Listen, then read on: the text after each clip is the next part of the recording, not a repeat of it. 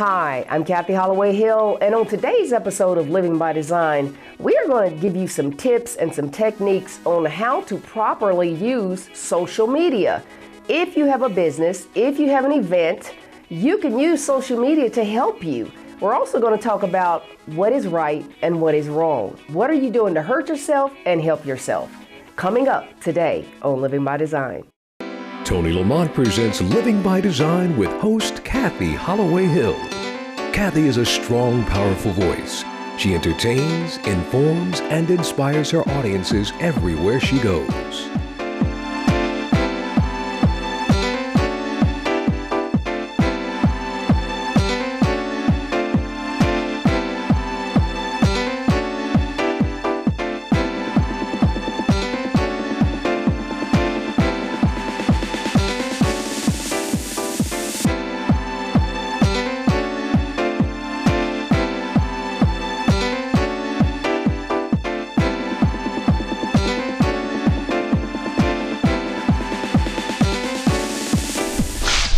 Welcome. We are here at Firebelly Marketing with Mr. Duncan Alney, and he is actually the founder of this organization. And Duncan, I want to welcome you to Living by Design. Thank you, Kathy. I'm so excited to be here. I'm excited to have you here as well. Now, that's kind of a different name, Firebelly Marketing. Is there any reason you chose that name, or is there a story there? Something tells me there's a story there. Yes, there is a story there. It was a long time ago in the desert in Nevada, and I was a young man with a mullet, and I was stuck outside my car. I locked myself out of my car.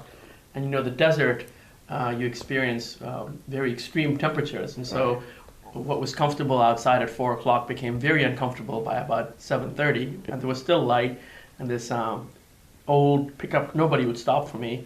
This old pickup truck, this red beat up pickup truck pulled up, and this gentleman got out, and he was a Native American man. He just looked like he stepped out of a Western movie.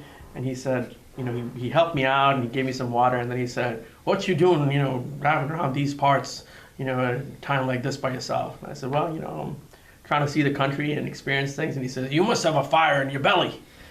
And so I later found out that is a phrase that refers to people that have courage.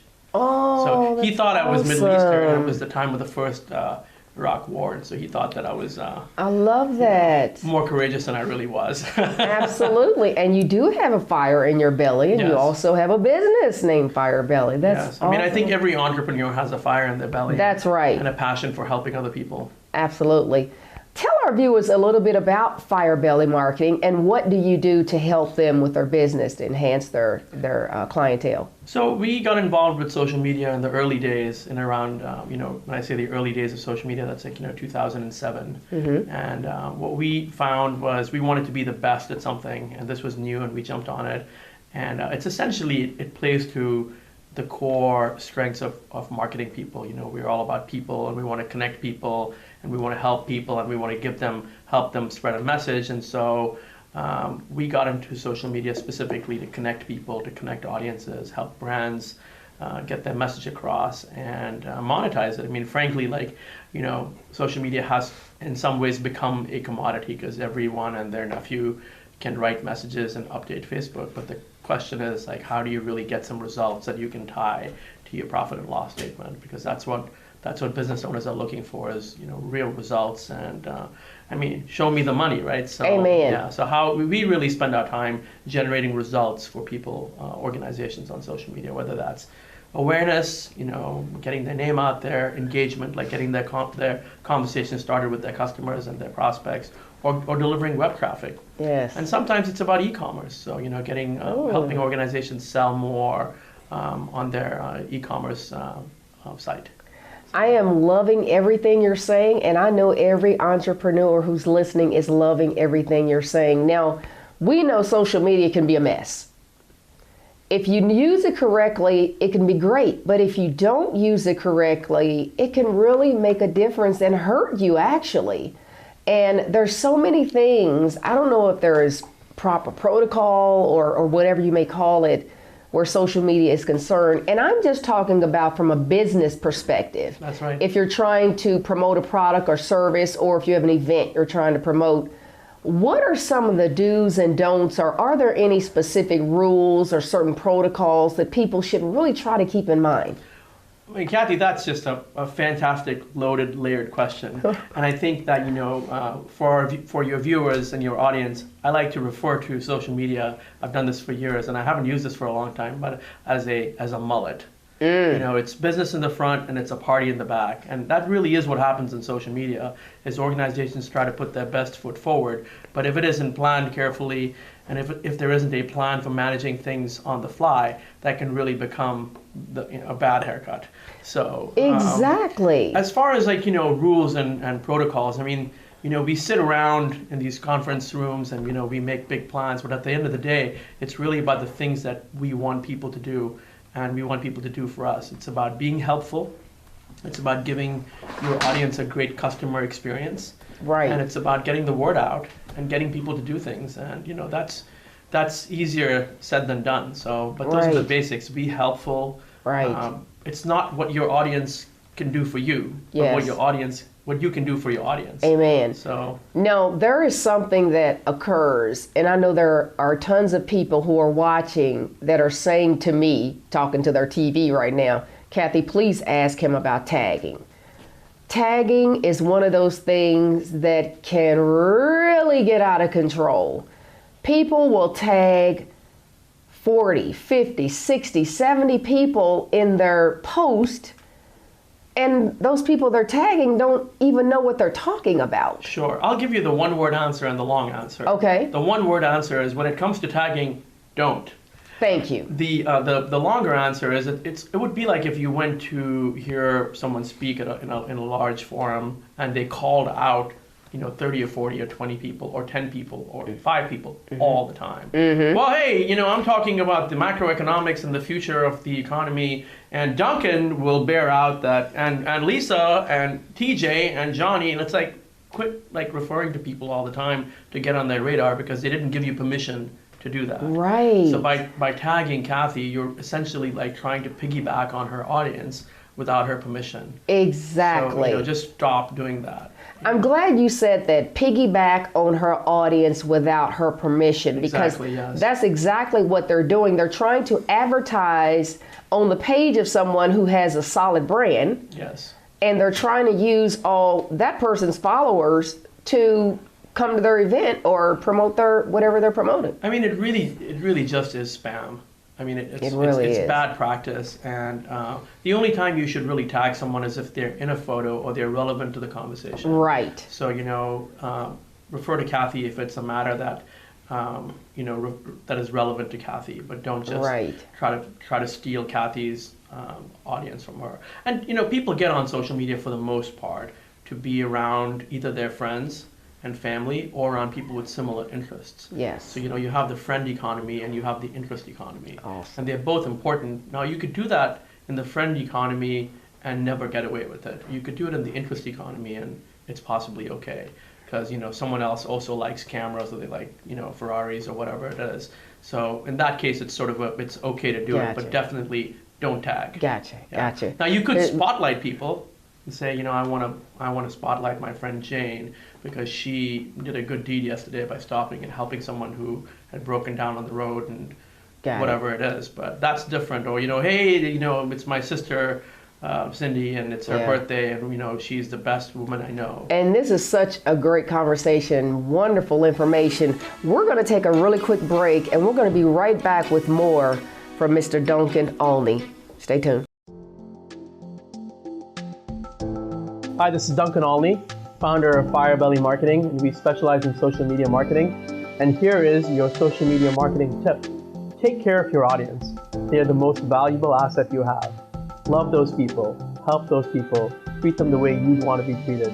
Give them a great customer experience. Give them content, and give them conversations. And you'll be doing yourself a great favor. Welcome back. We're here with Mr. Duncan Olney. And Duncan, we are having such a great conversation, and I'm so excited. I'm glad you gave all of that great information in the first segment about tagging and when not to do it and when it's appropriate. Now, let me also ask you about ads. Sure. There's a lot of social media ad offers. Yes. If you go to Facebook, they offer you to run an ad and they'll get you more likes, or run an ad and they'll get you more, whatever they're advertising at the time. Same thing with Twitter and some of these other social media sites.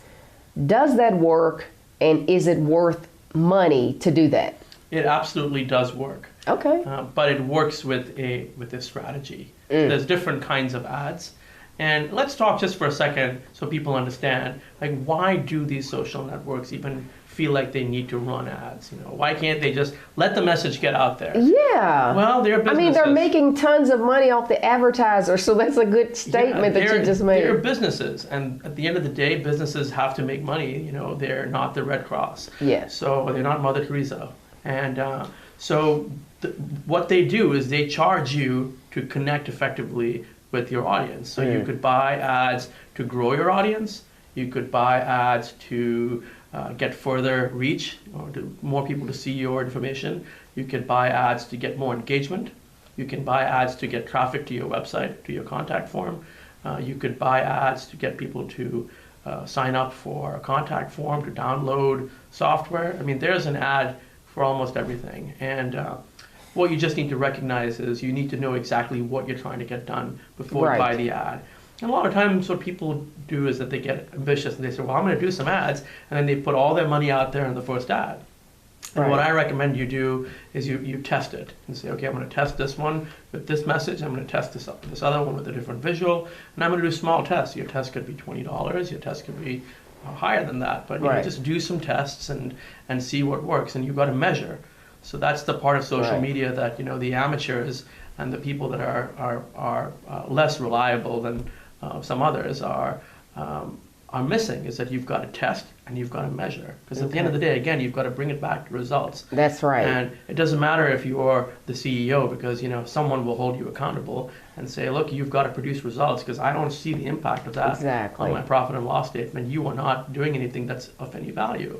On the Facebook ads, or not the ads, just the Facebook, if you have a fan page on Facebook and you put a post up, how does that reach work? How come everyone in your friends list doesn't see that, or that has liked your page, everyone who has liked your page?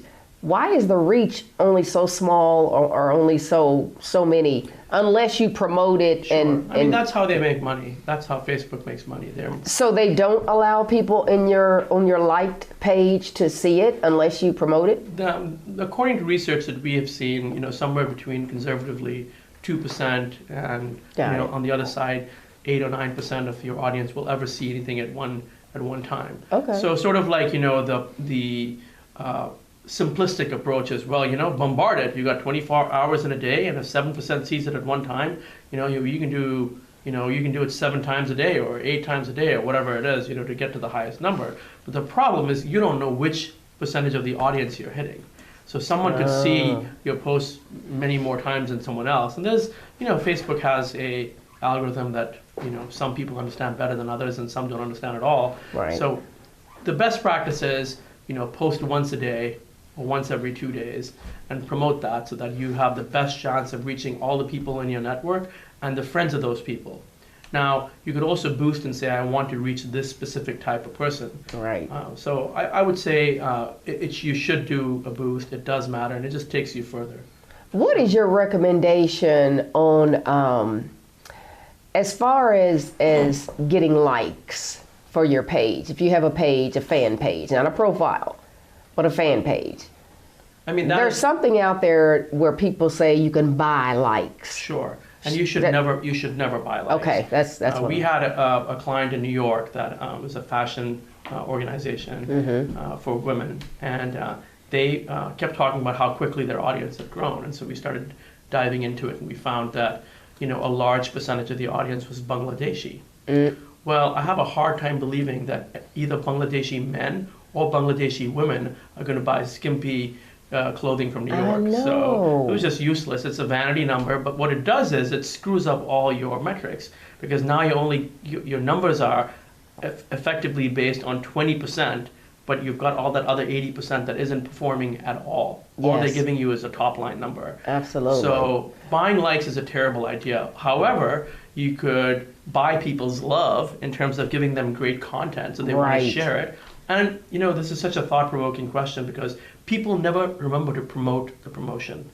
It's like, well, I'm going to run a promotion and I'm going to give away this, but no one knows you're running the promotion. Right. And you know what? Email, it is probably one of the most sexy marketing tools out there. I mean, Really? It works. People open them. You can see who opens them. I mean, people should use email to promote this. If you use one of those email services, like, Sure. I don't want to name any specific ones, but there are tons of them out there. Right. But use an email service where you can send out a newsletter, Absolutely. get people to subscribe on your Absolutely, website. sure, Okay. Yeah. Or remind them about something that you did on social, and then use social to get them to sign up for email. Mm-hmm. Mobile is the same, so you can use text clubs or different mobile Right. applications.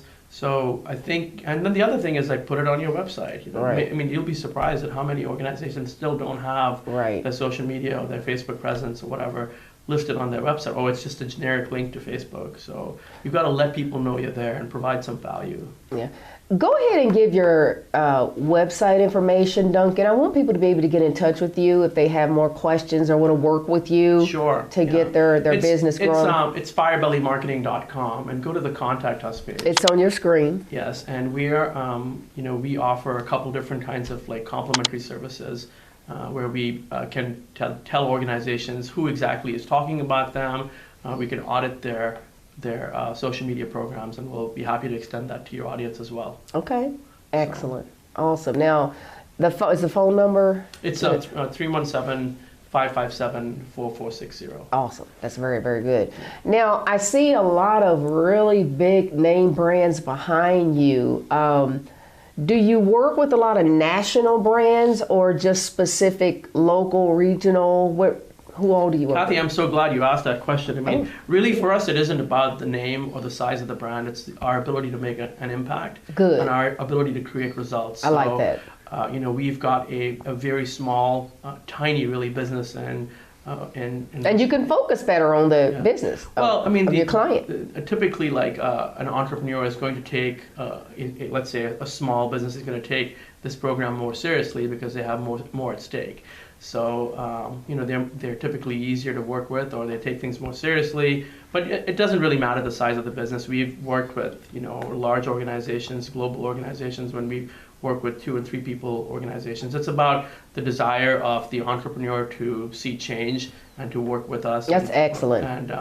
And really, other than having a great product or service, or one that can deliver results, I mean, you can't have something that's kaput and then say, well, make me a success on social media. It just doesn't happen. Excellent. Excellent. That's very, very good information.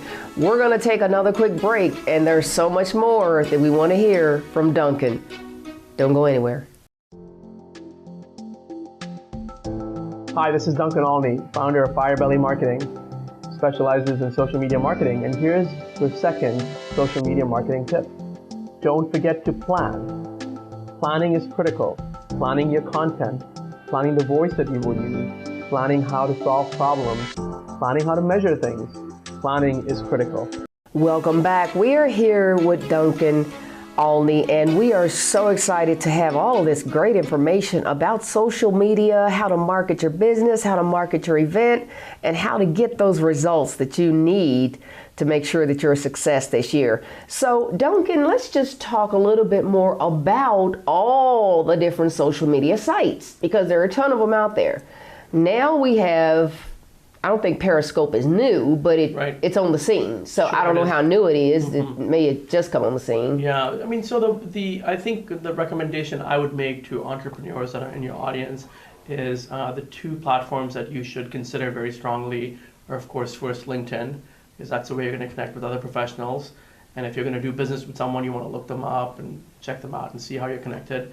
I think Facebook is great just because of the sheer size of its network and the density and the depth of its of the information that it has collected and the data that it has that you can use for targeting. Right. So I think those two are a must-have in terms of your consideration. Okay. Twitter, if used correctly, can be very powerful, but depending on your audience, there's so much more. Right. There's Instagram, there's Pinterest, there's Snapchat, there's a whole lot more, but I would suggest that if you're a small to medium-sized enterprise, that you start looking at LinkedIn and Facebook. Okay. Now, you mentioned Instagram. It's really not a lot of interaction on Instagram, is that correct? Just picture posting? Yes, it is. It is what we call the image economy, and so it's all about images and visuals, and of course that's a core part of the human experience is looking at imagery and photographs. So if you have something that's engaging and useful to your audience, then Instagram makes sense. So if you're, say, running a bakery, people never get tired of seeing pictures of fresh bread or people holding fresh bread. So, but if you're running a manufacturing organization, it might be a little bit more challenging to take pictures of parts all day long. Right. So it really depends on the audience and Exactly. the product or service. That's right. Now, a lot of people use Eventbrite Sure. to, get people to sign up for their event.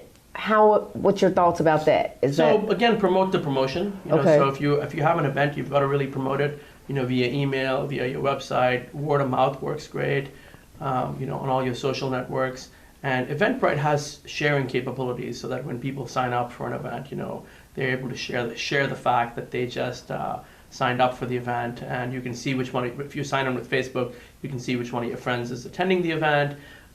The organization hosting the event can also post the link with an image of the event to Facebook or Twitter or whatever social Right. network they're using. So it really is a great way to promote and get people to sign up for your event. Even if it's free, it can still allow you to print tickets, and it's got some advanced capabilities. Now, there are a lot of websites out there that may not be in the category of social media. One is called Fiverr.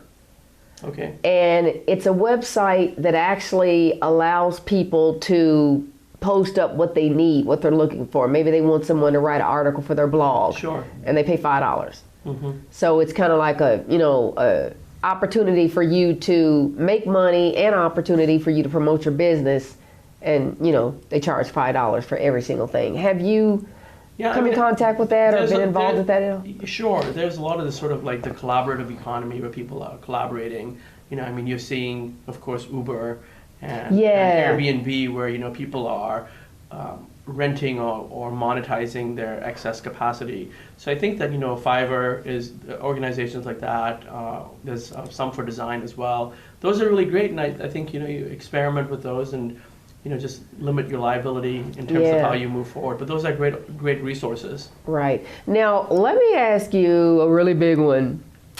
YouTube. Yes. What is the correct protocol, rules, or whatever to put on YouTube if you're trying to enhance your business? Now, we know there's a lot of junk on YouTube. People just want to be seen, trying to go viral, doing crazy things. Sure. But if you're a business owner and you really want to use YouTube to your advantage, how effective is it for you to put a camera in front of your face and post a message? Should you do that on YouTube or Periscope? I think both really, but today what happens when people are buying something, their first cognitive response is to check it out online, whether it's from their phone or whether it's on a laptop or a desktop. People go to the internet, and the largest search engine in the English-speaking world is Google. Well, the second largest search engine is YouTube. So people want to experience a person or the product or the service on YouTube. And so there is a good opportunity to put like a professional, short, effective video up on YouTube, and to tag it with the right keywords and description of your business or product or service, and it'll be found.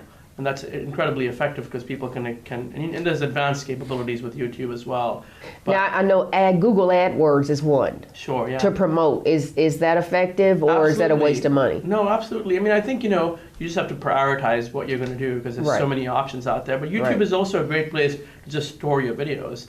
So, and share them as well, because then you don't have to upload the video, you're just sharing the link. So there's, you can put in closed captioning in there, and you can put prompts to click things. YouTube is pretty sophisticated.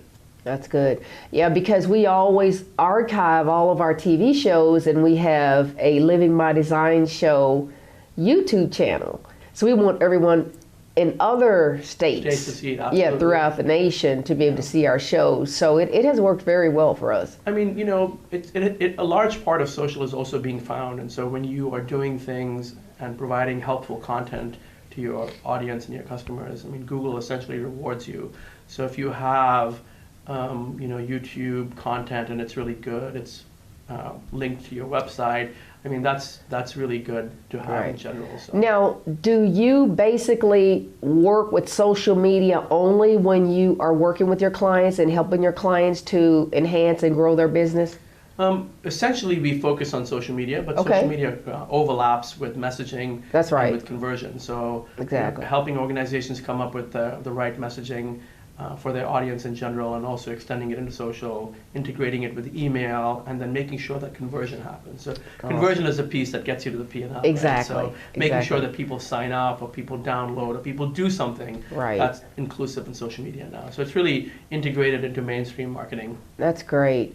Duncan, you have just really been a wealth of information and knowledge, and we really appreciate it, because I know there's tons of entrepreneurs out there who have events coming up and they want to enhance their business. This is a brand new year and they want to make sure that they started off, doing everything right. So we really appreciate you taking your time to stop by the Living by Design show and share all of your information.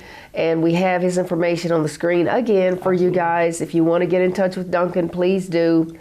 And we just want to say thank you so much for coming by and sharing your information, and hope you just continue to be successful in everything you do and all your client base.